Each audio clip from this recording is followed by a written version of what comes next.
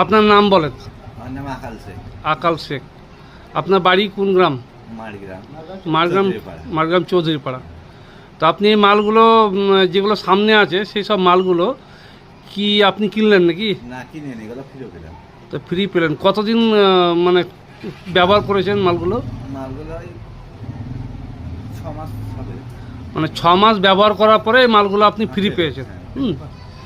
তো এই মালগুলোর মধ্যে আপনি কোন মালটা বেশি ব্যবহার করেন? আমি তেলটা বেশি ব্যবহার করি, শ্যাম্পুটা বেশি ব্যবহার করি। আচ্ছা।